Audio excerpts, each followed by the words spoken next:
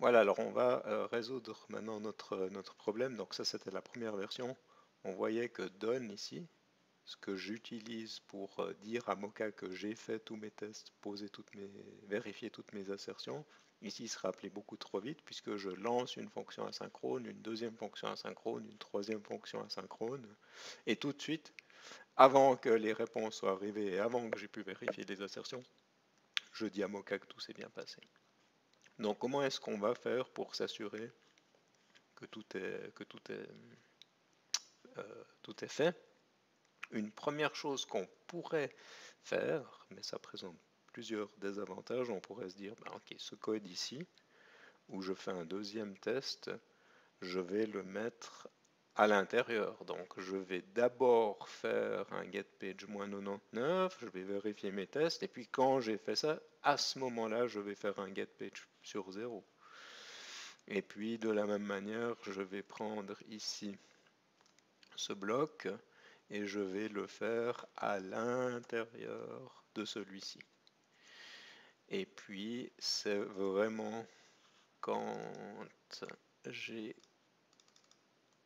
terminé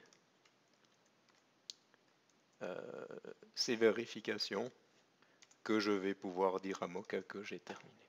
Alors ce code ici, il va être correct. Si je dis pas de bêtises. Bon, après on a un souci puisqu'on utilise les mêmes variables. On va une fois regarder d'ailleurs ce qui se passe si je lance.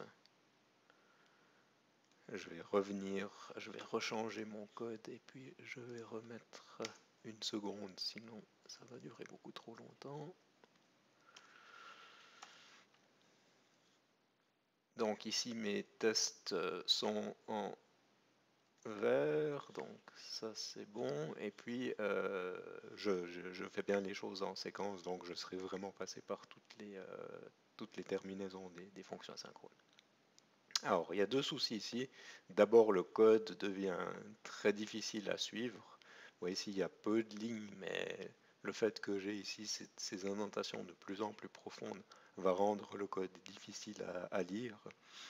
Et c'est ce qu'on appelle le callback L ou les pyramides de callback. C'est des choses qu'on voyait assez souvent quand les gens ont commencé à développer en Node.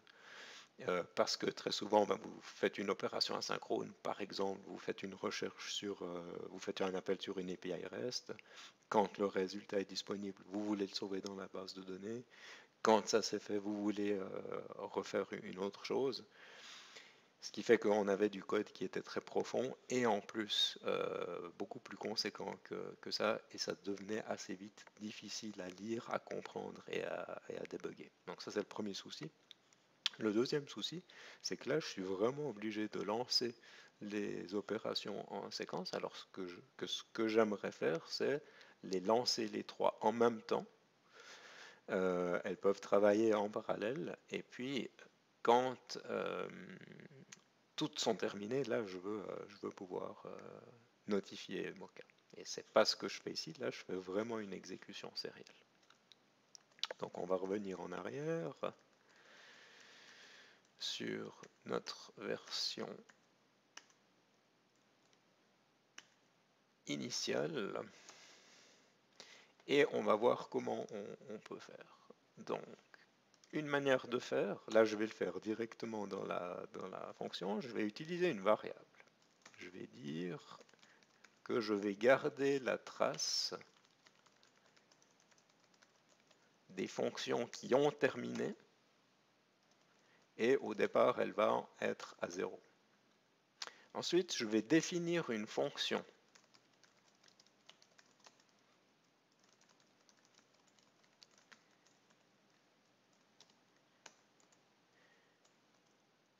que je vais utiliser pour dire « Ah, je vous préviens qu'une fonction s'est terminée ». Donc cette fonction ici, je vais l'utiliser. Donc on va faire ici, on va l'appeler, sans passer de résultat. Ce qui nous intéresse, c'est juste de garder la trace. Et puis, qu'est-ce que je vais faire ici? Je vais incrémenter le compteur. Donc, je vais faire number of completed functions plus égal à 1. Et je vais faire un test. Je vais dire que si le nombre de fonctions qui sont terminées est égal à 3, alors je peux dire à Mocha que j'ai terminé. Alors en faisant ça, je vais ici à chaque fois incrémenter le compteur et l'ordre peut être arbitraire. Et avec ce code ici, je vais dire, je vais finalement rien faire de spécial jusqu'à ce que j'ai atteint le nombre de 3, parce que je sais dans mon code ici que j'ai 3 fonctions, et là je vais pouvoir prévenir Mocha. Donc ça c'est quelque chose qui montre le principe. On va voir ce qui se passe quand on lance Mocha. Les tests sont en vert.